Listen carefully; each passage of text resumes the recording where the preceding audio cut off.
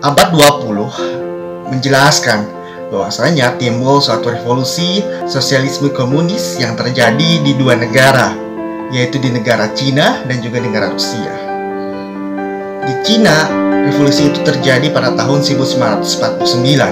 Di Rusia, itu terjadi pada tahun 1917. Nah, dengan adanya revolusi di dua-dua negara tersebut itu menimbulkan suatu perubahan besar di dunia.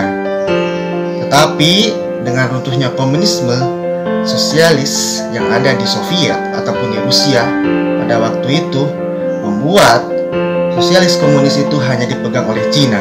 Namun, walaupun hanya dipegang oleh satu negara saja, Cina mampu untuk menjadi penantang besar bagi Amerika Serikat, terutama dalam hegemoninya di bidang politik maupun di bidang ekonomi. Nah, apa sih dan bagaimana ya sepak terjang perkembangan dari terjadinya revolusi Cina? Nanti selengkapnya akan dibahas.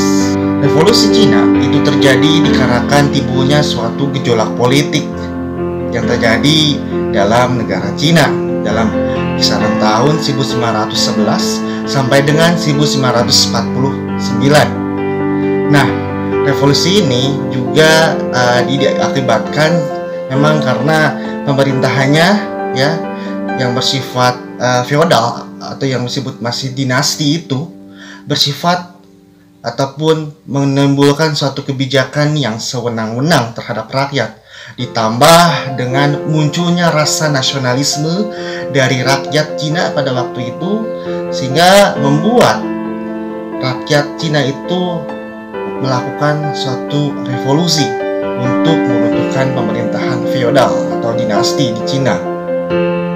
Nah, walaupun nanti perkembangannya itu akan mengarah untuk dalam berdirinya negara Cina secara sistem pemerintahan republik. Berikutnya adalah latar belakang revolusi Cina. Kemarahan rakyat Cina semakin membesar ketika bahasa Inggris mampu mengalahkan pasukan Kaisar Cina dalam Perang Canduk yang terjadi pada tahun 1842. Perang Candu ini adalah suatu perang yang terjadi dikarenakan masuknya candu ke negara Cina oleh penyelundupan bahasa Inggris, sedangkan candu itu sangat dilarang oleh negara Cina. Nah, dengan kekalahan ini, pemerintahan dinasti pada waktu itu dinilai lemah dan bertanggung jawab besar atas penderitaan rakyat karena adanya penjajahan dari bangsa Barat ataupun bangsa Jepang. Nah, akhirnya muncullah suatu revolusi pada tahun 1911 yang pada waktu itu membuat digulingkannya sistem pemerintahan dinasti dan digantikan oleh sistem pemerintahan Cina secara republik. Nah, untuk secara lebih garis besarnya mengenai sebab munculnya revolusi Cina adalah sebagai berikut. Yang pertama adalah hilangnya kepercayaan rakyat Cina terhadap pemerintahan dinasti.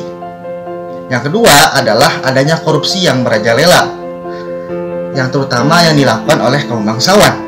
Yang ketiga adalah kekalahan dalam Perang Candu. Yang keempat adalah munculnya kaum intelektual Cina yang sudah mengenal paham-paham Barat yang pada waktu itu bisa menumbuhkan rasa nasionalisme bagi rakyat Cina. Berikutnya adalah tokoh revolusi Cina. Ide-ide tentang gagasan munculnya revolusi itu ditokohkan oleh beberapa tokoh ya yang menjadi berperan penting munculnya revolusi Cina seperti Kang Youwei, Chichou dan juga Dr. Sun Yat-sen. Nah, tokoh-tokoh ini memiliki dampak besar dalam peristiwa revolusi Cina. Dr. Sun Yat-sen ini menginginkan supaya munculnya suatu ajaran dalam bentuk San Mincuai dalam pembentukan negara Cina. Nah, ajaran San Mincuai ini adalah terdiri dari 3 dasar, yaitu adalah nasionalisme, demokrasi, dan juga sosialisme, yang dapat dijabarkan secara lebih besarnya itu sebagai berikut. Yang pertama adalah Minsen atau nasionalisme. Dr. Sun Yat-sen ini menginginkan supaya dalam ajaran ini membuat negara Cina ini memiliki satu kesatuan satu bangsa dan juga satu negara. Yang kedua adalah Mincu atau demokrasi. Dr. Sun Yat-sen juga menginginkan supaya dengan ajaran ini pemerintahan Cina yang baru nanti itu memiliki pemerintahan secara demokratis. Yang ketiga adalah Minseng, yaitu sosialisme. Dr. Sun Yat-sen juga cenderung menerima supaya asas sosialisme ini dijadikan sebagai asas penghidupan rakyat, karena asas sosialisme ini sering dapat menimbulkan suatu kesejahteraan rakyat. Berikutnya adalah peristiwa Revolusi Cina. Revolusi Cina ini terjadi sebanyak 3 kali. Dengan pertama kalinya ini terjadi pada tahun 1511 dikarenakan adanya suatu kesadaran dari rakyat Cina yang sudah memiliki rasa nasionalisme untuk melawan pemerintahan dinasti yang bersifat diktator dan juga feodal. Nah, Revolusi Cina ini diawali di suatu daerah yang bernama Kanton, yang merupakan daerah yang berada di Cina bagian selatan. Dan Canton ini merupakan pusat perdagangan dari pemerintahan Cina dan juga pusat hubungan luar negeri, sehingga lebih mudah untuk munculnya paham-paham baru di Cina pada waktu itu. Misalnya adalah liberalisme dan juga paham-paham lain. Nah, Dr. Sun Yat-sen adalah merupakan suatu tokoh yang berperan penting dalam Revolusi Cina. Setelah gerakan dari Dr. Sun Yat-sen beserta masanya berhasil menguasai wilayah Wuchang, kemudian disusul dengan menguasai provinsi-provinsi Cina lainnya. Sehingga pada waktu itu pada tahun 1511 muncullah suatu konstitusi untuk memperlancar pendirian dari pemerintahan Republik di Cina. Dengan pada tanggal 29 Desember pada tahun 1511 muncullah suatu pemilu yang hasilnya itu Dr. Sun Yat-sen terpilih menjadi presiden sementara di Republik Cina.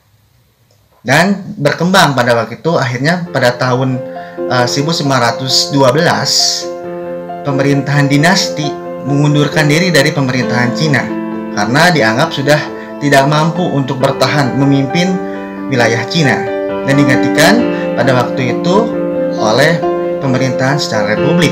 Kemudian untuk revolusi yang kedua ini terjadi pada tahun 1528 yang terjadi oleh Partai Kuomintang yang mampu menggantikan pemerintahan secara jenderal di Cina, ataupun pemerintahan ini disebut dengan pemerintahan Warlord yang pada waktu itu terpecah-pecah setelah munculnya awal dari pemerintahan secara republik dalam revolusi yang pertama. Kemudian dalam revolusi yang ketiga itu terjadi pada tahun 1549 yang terjadi dilakukan oleh Partai Komunis yang mendirikan negara Republik Rakyat Cina ataupun sekarang disebut dengan RRC yang ditokohi oleh Mao Zedong. Berikutnya adalah pengaruh dari Revolusi Cina. Revolusi Cina membuat suatu perubahan yang mendasar bagi perkembangan negara Cina. Yang awalnya itu pemerintahan Cina itu dipimpin oleh pemerintahan dinasti Qin atau dinasti Manchu. Kemudian melalui suatu revolusi Cina itu digantikan oleh pemerintahan secara republik.